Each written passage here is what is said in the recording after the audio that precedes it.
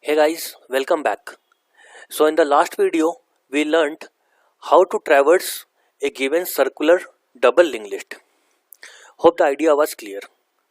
Now in this video, let's see how we can search for a given value in a circular double linked list.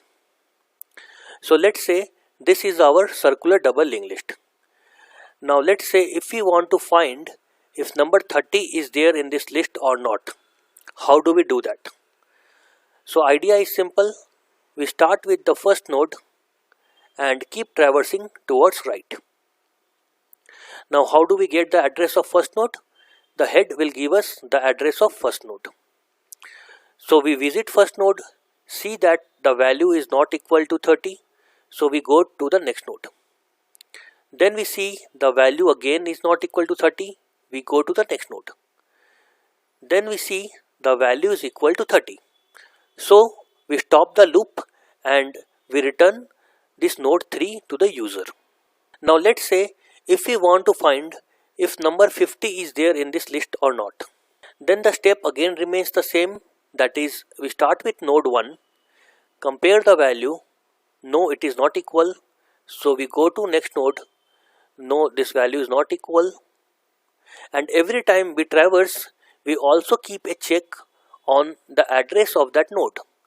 If the address of that node is equal to tell, that means that node is the last node and it's time to break the loop. So then we go to node 3, we see the value is not equal to 50.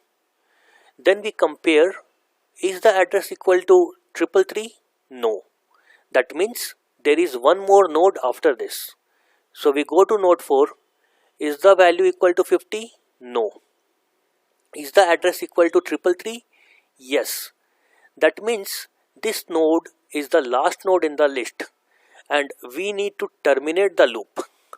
But the thing is, we have still not found 50. So what we do is, we terminate the loop and print a message to user saying that number 50 is not there in this list, and finally return this method.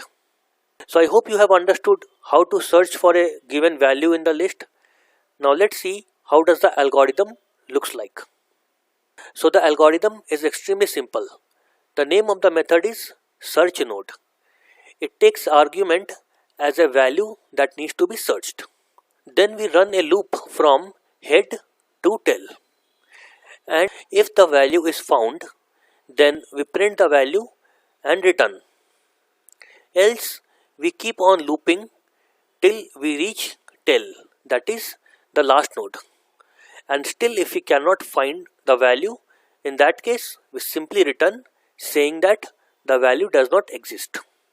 Now let's see what is the time and space complexity of this algorithm. So first of all, we are looping from head to tail. That means we are visiting each and every node in the list. So that will take order of n time. Now comparing a value is a constant time operation. Similarly, printing a value is a constant time operation. Returning the method is a constant time operation, and once again returning the method is a constant time operation. So if we add up all of this, we get time complexity of order of n.